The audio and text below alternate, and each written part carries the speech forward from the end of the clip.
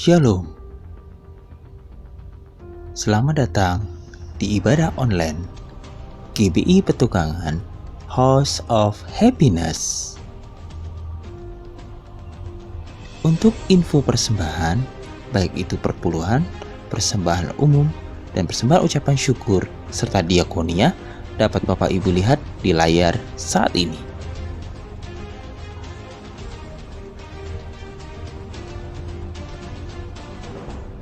Untuk tertib administrasi, bukti persembahan mohon difoto lalu dikirimkan melalui WhatsApp ke nomor 0822 9900 8683.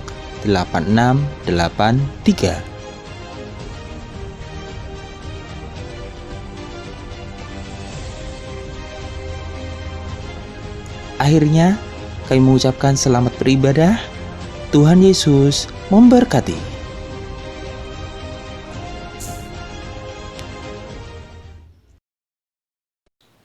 Apa yang dimaksud dengan Pentakosta ketiga?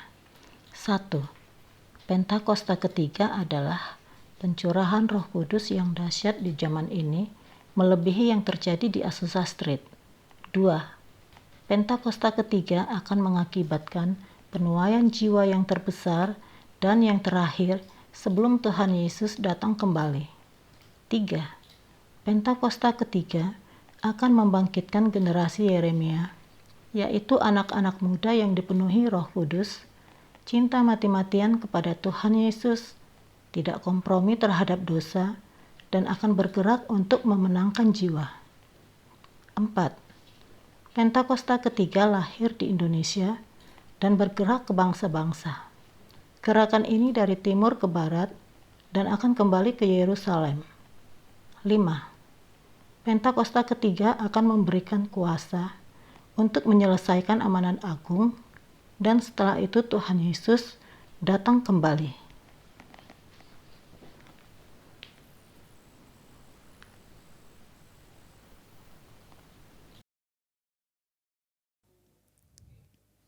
Mazmur 91. Dalam lindungan Allah. Orang yang duduk dalam lindungan yang maha tinggi dan bermalam dalam naungan yang maha kuasa akan berkata kepada Tuhan, tempat perlindunganku dan kubu pertahananku, Allahku yang kupercayai. Sungguh, dialah yang akan melepaskan engkau dari jerat penangkap burung, dari penyakit sampar yang busuk. Dengan kepaknya ia akan menudungi engkau, di bawah sayapnya engkau akan berlindung. Kesetiaannya ialah perisai dan pagar tembok. Engkau tak usah takut terhadap kedahsyatan malam, terhadap panah yang terbang di waktu siang, terhadap penyakit sampar yang berjalan di dalam gelap, terhadap penyakit menular yang mengamuk di waktu petang. Walau 1.000 orang rebah di sisimu dan 10.000 di sebelah kananmu, tetapi itu tidak akan menimpamu. Engkau akan hanya menontonnya dengan matamu sendiri dan melihat pembalasan terhadap orang-orang fasik. Sebab Tuhan ialah tempat perlindunganmu, yang maha tinggi telah kau buat tempat perteduhanmu. Malapetaka tidak akan menimpa kamu, dan tulah tidak akan mendekat kepada kemahmu. Sebab malaikat-malaikatnya akan diperintahkannya kepadamu untuk menjaga engkau di segala jalanmu. Mereka akan menatang engkau di atas tangannya, supaya kakimu jangan terantuk kepada batu. Singa dan ular tedung akan kau langkahi. Engkau akan menginjak anak singa dan ular naga. Sungguh hatinya melekat kepadaku, maka aku akan meluputkannya. Aku akan membentenginya sebab ia mengenal namaku. Bila ia berseru kepadaku, aku akan menjawab. Aku akan menyertai dia dalam kesesakan, aku akan meluputkannya dan memuliakannya. Dengan panjang umur akan kukenyangkan dia, dan akan kuperlihatkan kepadanya keselamatan daripadaku. Amin.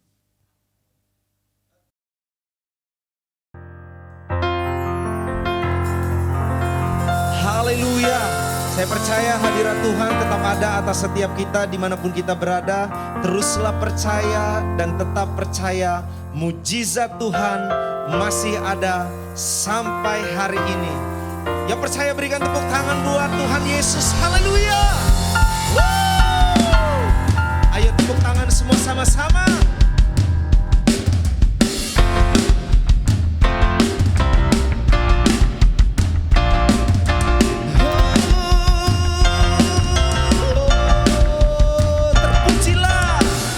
Pujilah namamu Tuhan, kuat dan penuh kemuliaan.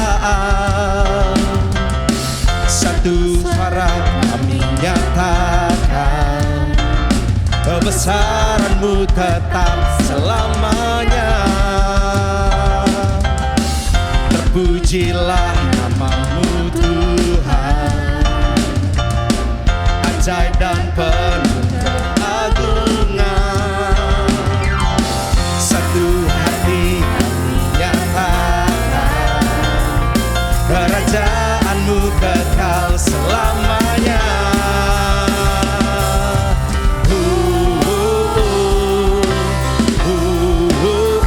Engkaulah Raja atas dunia, yang menghancurkan kutu dan membebaskan jiwa. Kami bersorak, bertepuk tangan. Engkau Tuhan berjaya dan memerintah untuk selamanya. Terpujilah nama-Mu Tuhan, ajaib, ajaib dan penuh keagungan. Satu hati kami nyatakan, kerajaan-Mu kekal selamanya.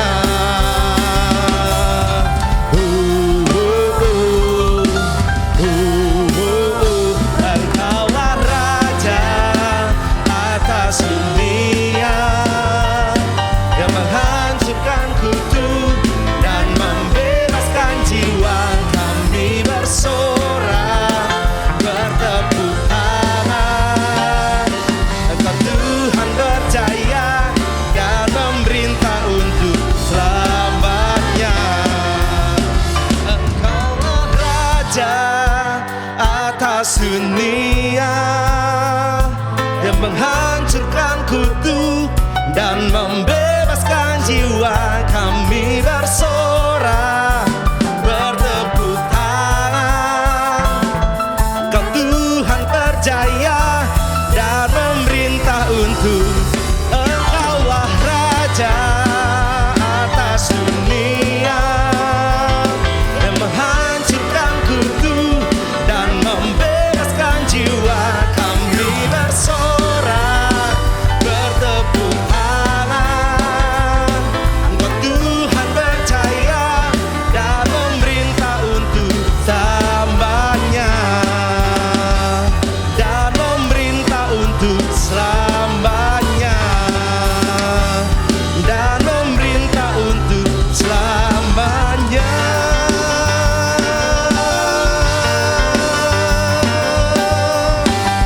Yang percaya, mari berikan tepuk tangan sorak-sorai bagi Tuhan Yesus. Katakan haleluya.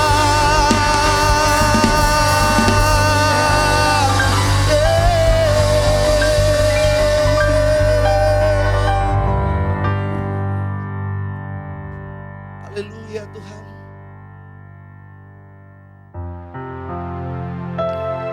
Haleluya. Kami mau terus menyembah-Mu ya Tuhan. Kami terus menikmati hadirat-Mu, sebab hanya di dalam hadirat-Mu kami dikuatkan. Hanya di dalam hadirat-Mu kami dipuaskan. Sebab itu mari umat Tuhan, mari naikkan penyembahan-Mu kepada Tuhan dan sembah Dia. Shikaralabayalarabayashi, namayasyandaralabayaralabu.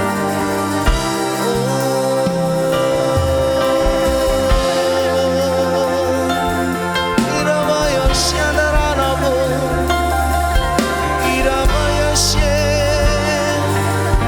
Haleluya.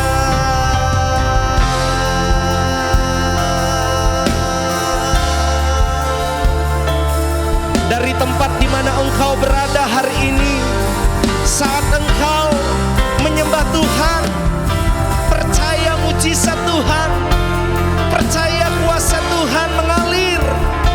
Hadirat Tuhan di rumah-rumah, hadirat Tuhan di mana di tempat engkau berada. Sebab itu sembah Dia. Haleluya. Ilarabo.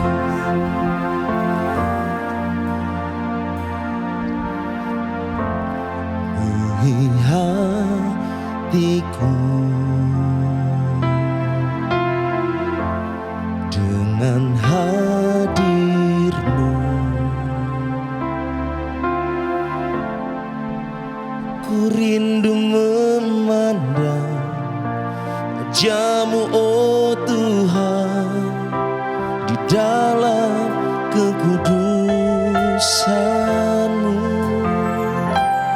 Bawaku dekat dalam hati-Mu. Ku rindu mendengar suara-Mu oh Tuhan di tempat kudus-Mu sekarang. Ku rasakan kasih-Mu dan indahnya kekudusan-Mu. Penuhi dengan kasih-Mu, diam di hadirat-Mu. Ku mengangkat tanganku dan ku bersyukur menyembah-Mu. Penuhi dengan kasih-Mu, diam di hadirat-Mu.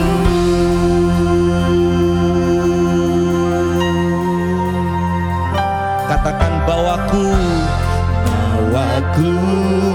dekat dalam hati-Mu, dalam hati-Mu. Kami rindu mendengar suara-Mu. Ku rindu mendengar suara-Mu oh Tuhan di tempat kudus-Mu sekarang. Ku rasakan kasih-Mu dan indahnya kekudusan-Mu. Penuhi dengan kasih-Mu, diam di hadirat-Mu. Ku mengangkat tanganku dan ku bersyukur menyembah-Mu. Penuhi dengan kasih-Mu, diam di hadirat-Mu.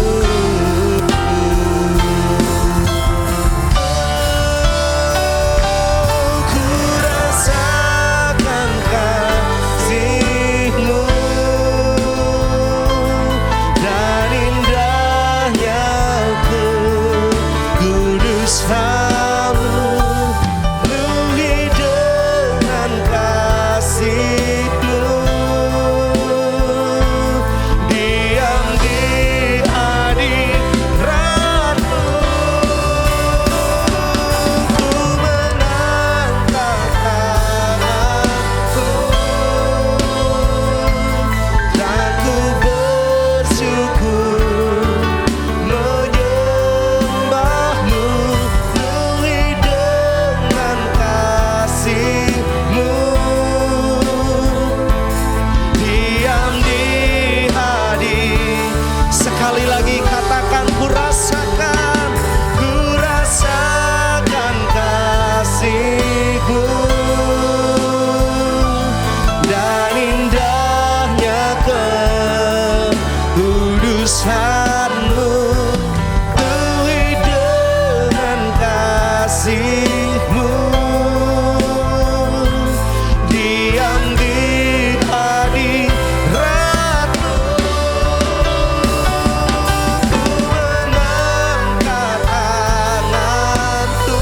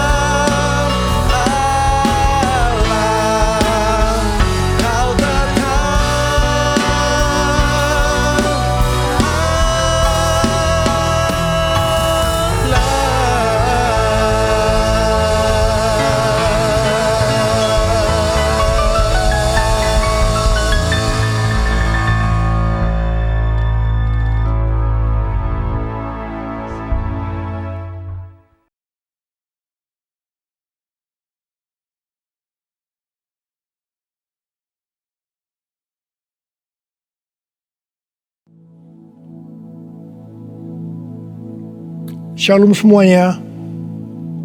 Pada waktu Tuhan Yesus ditanya oleh murid-muridnya tentang tanda kedatangannya kembali dan tanda kesudahan dunia ini, Tuhan Yesus menjawab dalam Lukas 21 ayat 11 bahwa salah satunya adalah penyakit sampar. Sampar dapat diartikan sebagai pandemi. Jadi COVID-19 ini adalah salah satu tanda dari kedatangan Tuhan Yesus kembali dan tanda kesudahan dunia ini.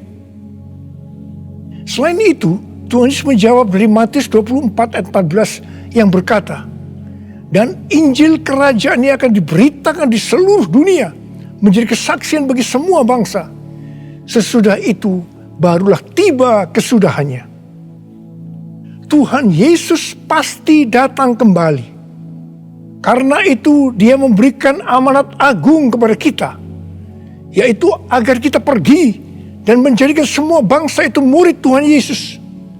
Hal ini juga berarti agar terjadi penuaian jiwa besar-besaran sebelum Tuhan Yesus datang kembali. Sekarang kita akan melihat bagaimana proses untuk menyelesaikan amanat agung, atau proses penuaian jiwa yang terbesar dan yang terakhir sebelum Tuhan Yesus datang kembali. Untuk menyelesaikan amanat agung tidak bisa dengan kekuatan sendiri. Karena itu pesan terakhir Tuhan Yesus sebelum naik ke sorga kepada murid-muridnya, yang juga berarti kepada kita semua dalam Kisah Para Rasul 1 ayat 8, yaitu, tetapi kamu akan menerima kuasa kalau Roh Kudus turun ke atas kamu, dan kamu akan menjadi saksiku di Yerusalem dan di seluruh Yudea dan Samaria dan sampai ke ujung bumi. Jadi untuk menyelesaikan amanat agung, kita harus menerima kuasa dari Roh Kudus yang turun ke atas kita. Setelah itu dengan disaksikan para muridnya, Tuhan Yesus naik ke sorga. Setelah Tuhan Yesus naik ke sorga, 120 murid Tuhan Yesus berkumpul di kamar loteng Yerusalem. Mereka melakukan ini karena Tuhan Yesus memerintahkan agar mereka tidak meninggalkan kota Yerusalem sebelum diperlengkapi dengan kuasa dari tempat tinggi. Tuhan Yesus berkata, sebab Yohanes membaptis dengan air, tetapi tidak lama lagi kamu akan dibaptis dengan Roh Kudus. Apa yang dilakukan 120 murid di kamar loteng? Alkitab berkata bahwa mereka semua bertekun dengan sehati dalam doa bersama-sama. Artinya mereka berdoa, memuji dan menyembah Tuhan dalam unity siang dan malam. Ini adalah prinsip restorasi Pondok Daud. Ini adalah prinsip menara doa. Setelah 10 hari mereka melakukan hal itu, maka pada hari raya Pentakosta, tiba-tiba turunlah dari langit suatu bunyi seperti tiupan angin keras yang memenuhi seluruh rumah di mana mereka duduk. Dan tampaklah lidah-lidah seperti nyala api yang bertebaran dan hinggap kepada mereka masing-masing. Maka penuhlah mereka dengan Roh Kudus. Lalu mereka mulai berkata-kata dalam bahasa-bahasa lain, seperti yang diberikan oleh Roh itu kepada mereka untuk mengatakannya. Itu adalah bahasa Roh. Jadi tanda awal orang yang dibaptis dengan Roh Kudus adalah mereka akan berbahasa Roh. Apa yang terjadi setelah murid-murid Tuhan Yesus dipenuhi dengan Roh Kudus? Hal yang pertama, Petrus berkhotbah sekitar 5 menit. Dan kira-kira 3.000 orang bertobat dan dibaptis. Petrus berkhotbah dengan kuasa Roh Kudus. Pada zaman itu, populasi penduduk dunia sekitar 255 juta orang. Sekarang penduduk dunia sekitar 7,8 miliar.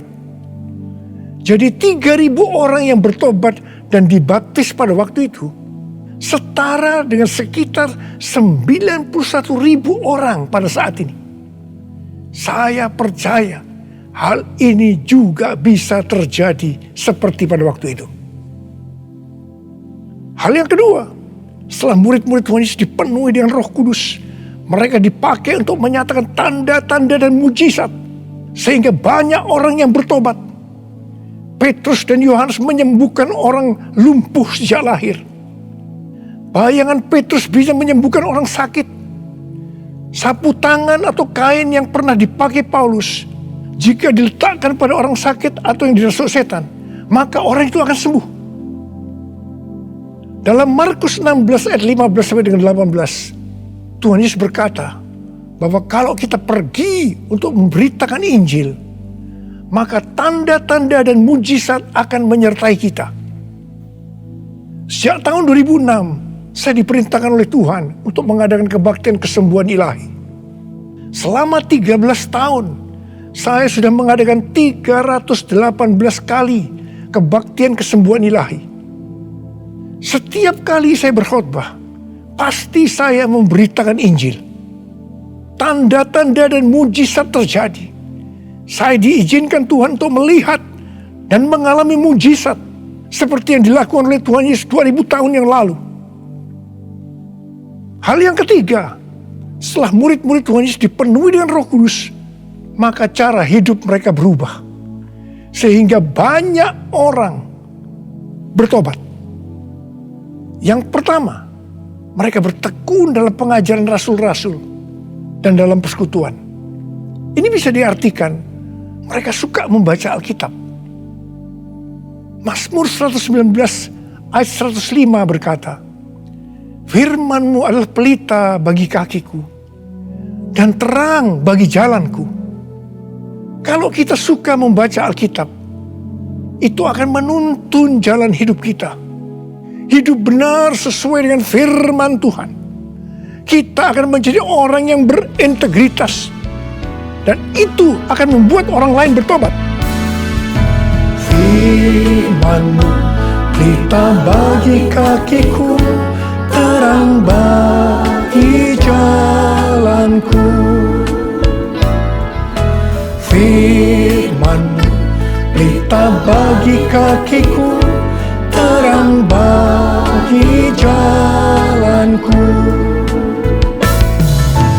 Waktu ku bimbang dan hilang jalanku, tetaplah Kau di sisiku. Dan takkan ku takut asal Kau di dekatku, besertaku selamanya.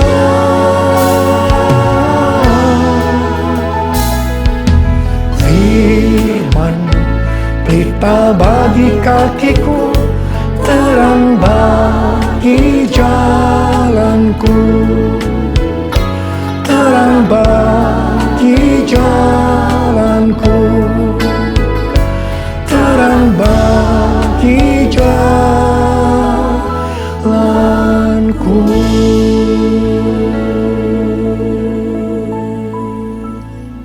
Yang kedua, perubahan cara hidup yang membuat banyak orang bertobat adalah mereka selalu berkumpul, memecahkan roti dan berdoa.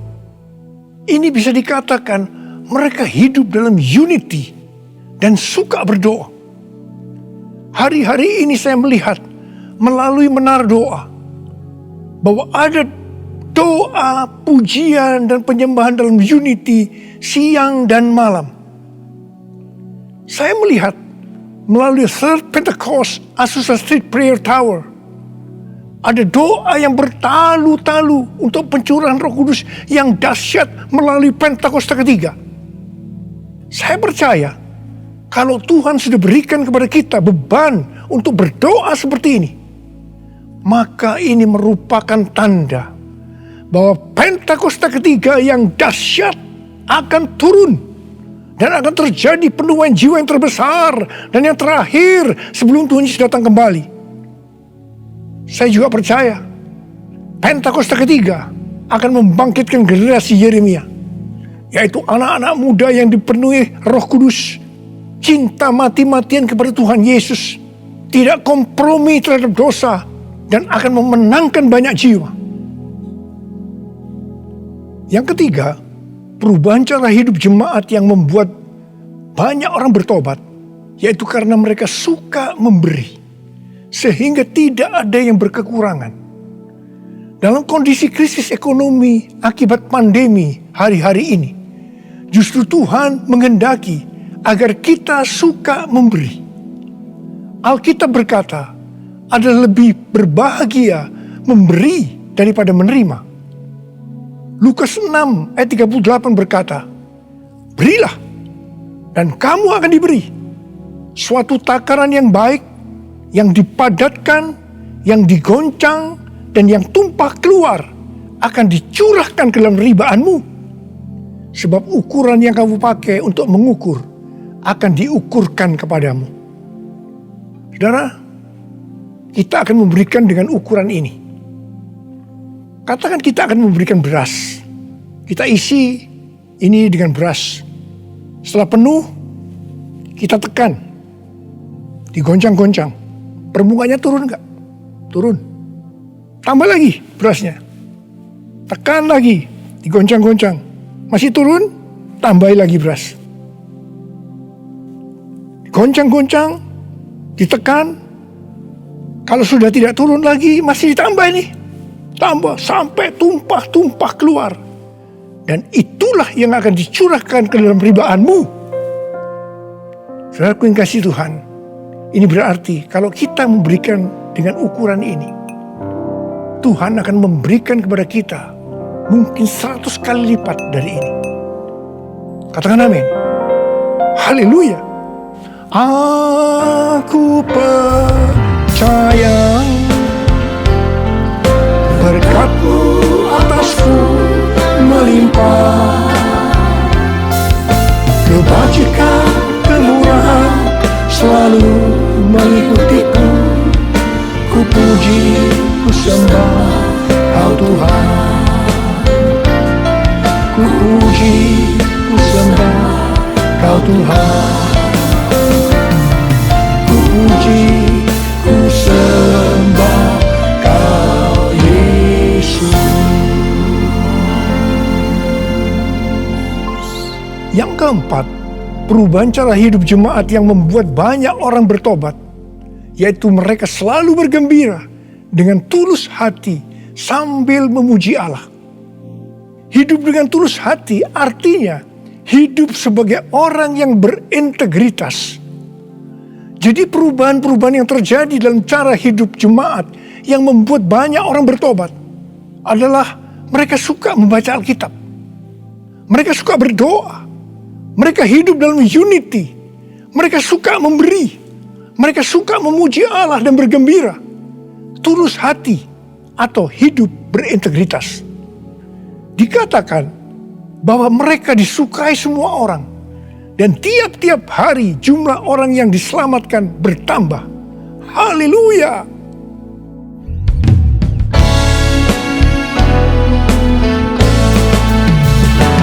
Sembah Kau Tuhan, ku mengangkat tanganku.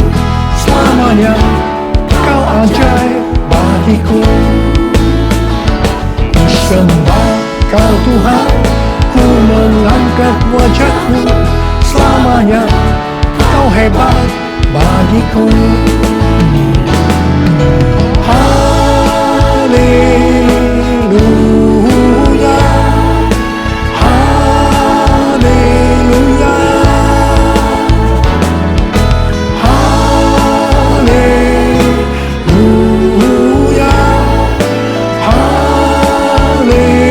haleluya. Haleluya, haleluya.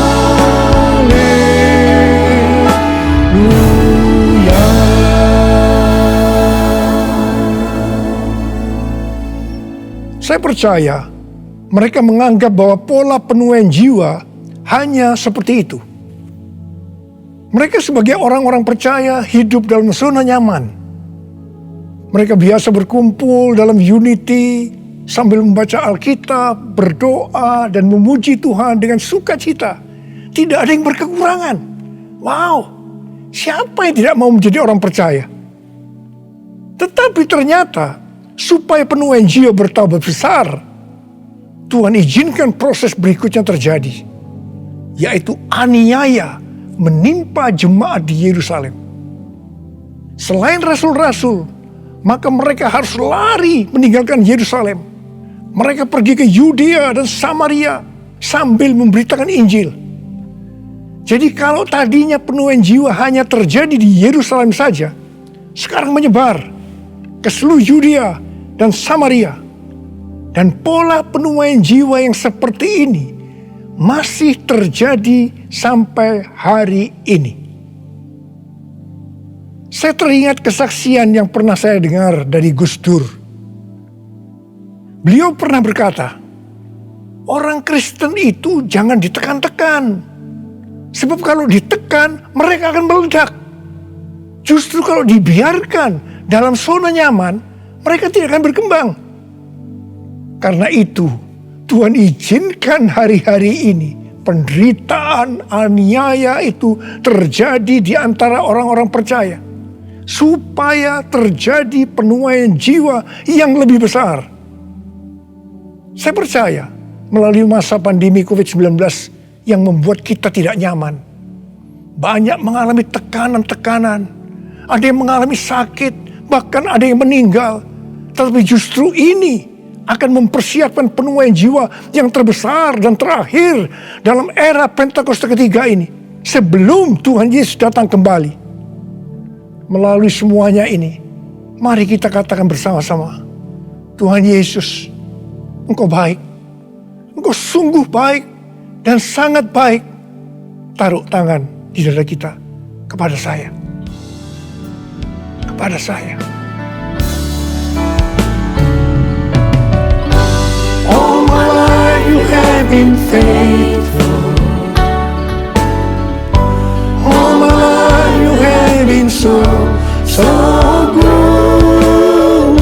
With every breath that I am able, I will sing of the goodness of God. All my life you have been faithful. All my life you have been so good. With every breath that I am able, I will sing of the goodness of God. I will sing of the goodness of God. I will sing of the goodness of God.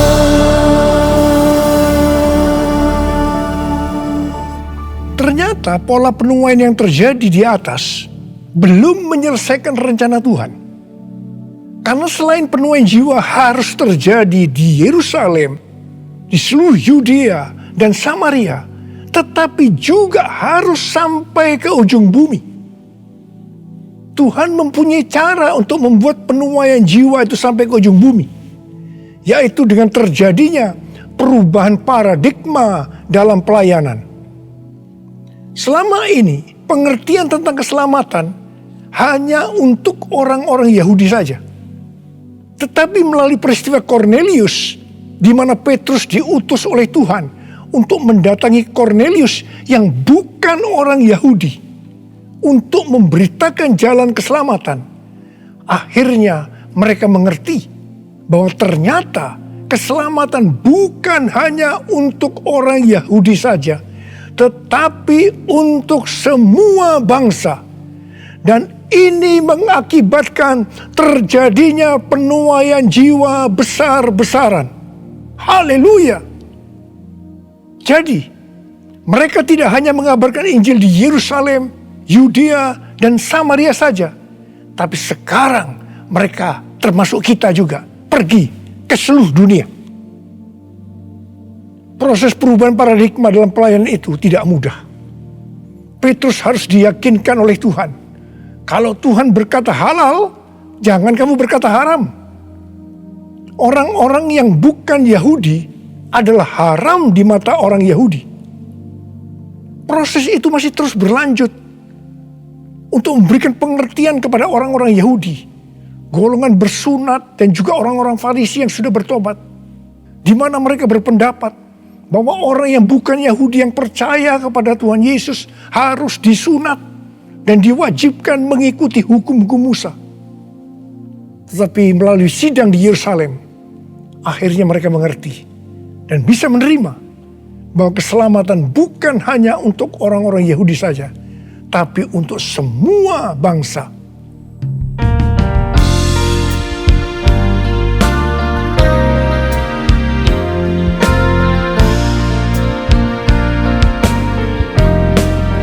Ku mau mengikuti kehendak-Mu ya Bapa. Ku mau selalu menyenangkan hati-Mu. Ku mau selalu menyenangkan hati-Mu. Ku mau selalu menyenangkan hati-Mu. Pada waktu awal pelayanan saya pernah mengalami apa yang disebut dengan perubahan paradigma dalam pelayanan. Jadi pengertian orang-orang Kristen pada waktu itu adalah kalau beribadah hari Minggu harus di gedung gereja. Ibadah di tempat-tempat selain gedung gereja dianggap haram. Pengalaman gereja kita di Bandung bisa saya katakan sebagai pengalaman yang unik. Pernah dalam kurun waktu 1 tahun, setiap minggu kita harus pindah tempat ibadah. Dan setelah berjalan 1 tahun, kita tidak mendapat tempat kebaktian lagi. Kecuali satu, yaitu sebuah nightclub yang bernama Paramount. Ini pasti tempat haram. Tapi justru Tuhan hanya sediakan tempat ini. Dan Tuhan hanya berkata kepada saya, apa yang aku katakan halal, jangan kamu berkata haram. Di tengah kecaman yang cukup banyak, kita berbakti di tempat itu justru sampai 3 tahun. Dan melalui tempat yang haram tadi, kita menuai jiwa-jiwa yang dianggap haram juga. Mereka yang tadinya mau ke nightclub, istilah mereka kesasar ke gereja dan bertobat. Tidak sedikit dari mereka yang sekarang ini menjadi pelayan Tuhan. Wow! Melalui peristiwa ini, kita diberikan pengertian bahwa bagi Tuhan tidak masalah tempat yang akan kita pakai untuk beribadah. Meskipun itu bukan gedung gereja. Dan mungkin di tempat yang haram. Kalau kita tidak peka terhadap kehendak Tuhan, tempat kebaktian untuk jiwa-jiwa yang bertobat pada waktu itu tidak akan mencukupi kalau hanya di gedung gereja saja. Karena waktu itu sedang terjadi penuaian jiwa yang besar di Indonesia. Selain itu, orang-orang yang mau ke gereja untuk pertama kali, karena bukan di gedung gereja, menjadi lebih mudah. Jadi itu cara Tuhan untuk terjadinya penuaian jiwa besar-besaran. Hari-hari ini, untuk memasuki penuaian jiwa yang terbesar dan terakhir, Tuhan mencurahkan Roh Kudus-Nya yang kita sebutkan dengan Pentakosta ketiga. Saya percaya Pentakosta ketiga bisa disebutkan sebagai perubahan paradigma dalam pelayanan. Terus terang, sampai dengan hari ini, banyak orang-orang yang belum mengerti tentang Pentakosta ketiga ini. Memang tidak mudah untuk mengerti tentang perubahan paradigma dalam pelayanan. Tetapi saya percaya bahwa pada akhirnya kita semua akan melihat bahwa dengan adanya Pentakosta ketiga ini akan terjadi penuaian jiwa yang terbesar dan yang terakhir sebelum Tuhan Yesus datang kembali. Hosana, Hosana di tempat yang tinggi. Hosana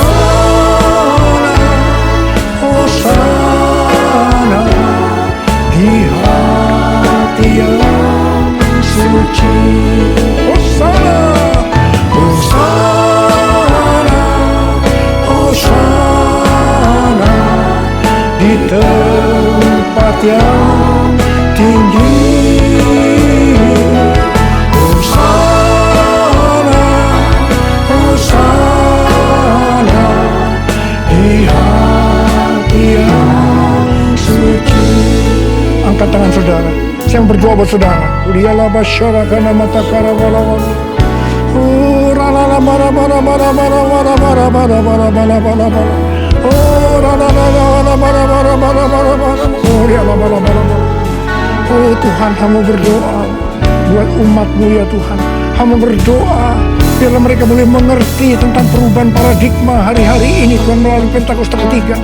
Bapa, pakai kami semua ya Tuhan menjadi alat-Mu Tuhan, menjadi alat-Mu untuk menyelesaikan amanat agung Tuhan Yesus, untuk menyelesaikan amanat agung Tuhan Yesus, untuk menyelesaikan amanat agung Tuhan Yesus. Tuhan, curahkan pengurapan-Mu saat ini kepada kami. Terima pengurapan Tuhan. Terima. Terima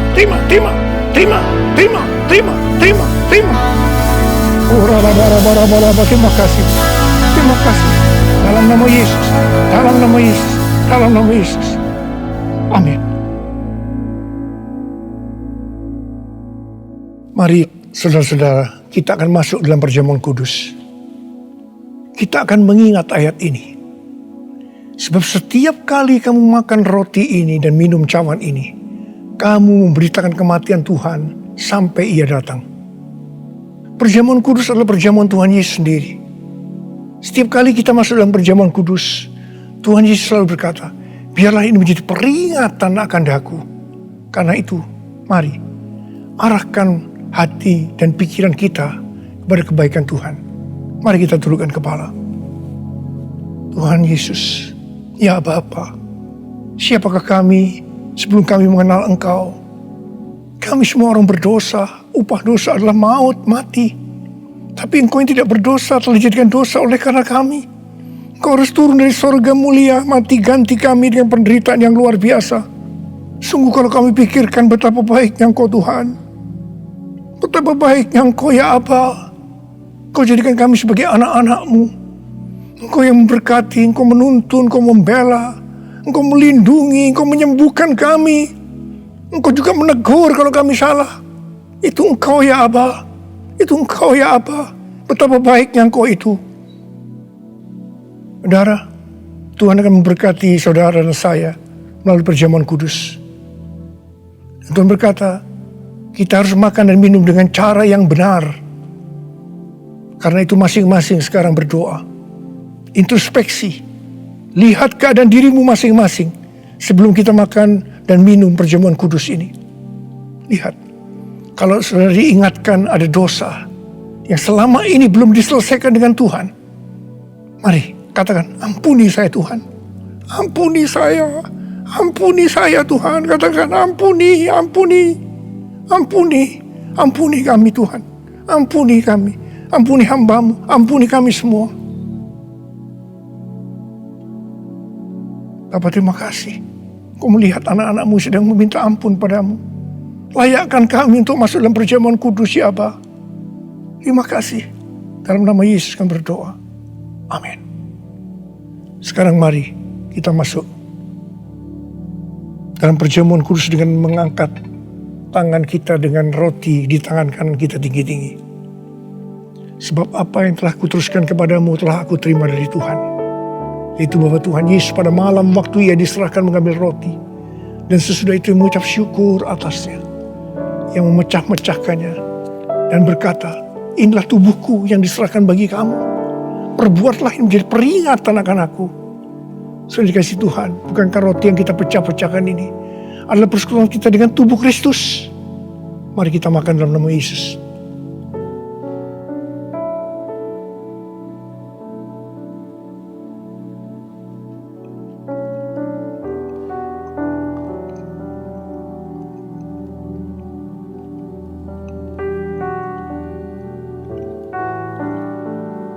Mari angkat cawan di tangan kanan kita tinggi-tinggi. Demikian juga Ia mengambil cawan sesudah makan lalu berkata, cawan ini adalah perjanjian baru yang dimeterkan oleh darahku. Perbuatlah ini setiap kali kamu meminumnya menjadi peringatan akan aku. Sudah dikasih Tuhan, bukankah cawan pengucapan syukur yang atasnya kita ucapkan syukur adalah persekutuan kita dengan darah Yesus. Mari kita minum dalam nama Yesus.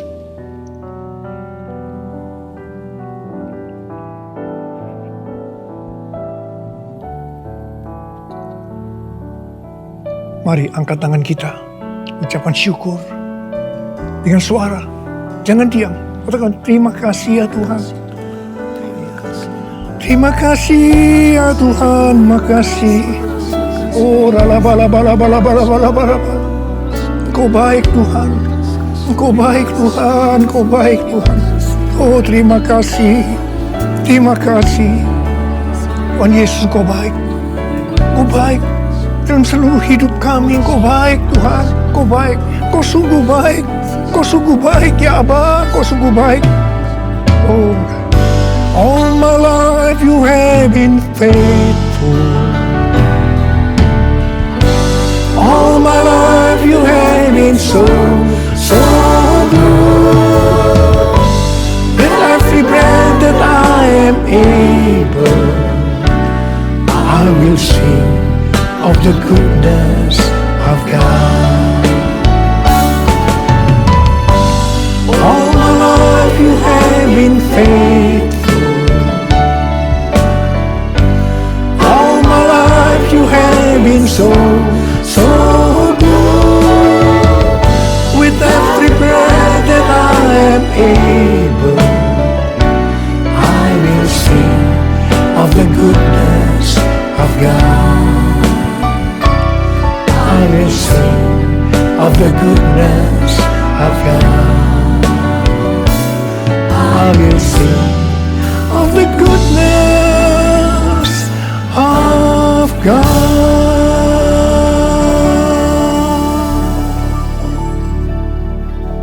Terima kasih Abba. Terima kasih. Terima kasih. Terima kasih. Dalam nama Yesus. Amin. Mari, angkat tangan saudara. Terimalah berkat Tuhan. Kasih karunia yang berlimpah-limpah daripada Allah Bapa dalam Anak yang tunggal Yesus Kristus. Persekutuan yang manis dengan Roh Kudus menyertai saudara sekalian mulai hari ini. Sampai Tuhan Yesus datang menjemput kita di awan-awan dan bahkan sampai selama-lamanya.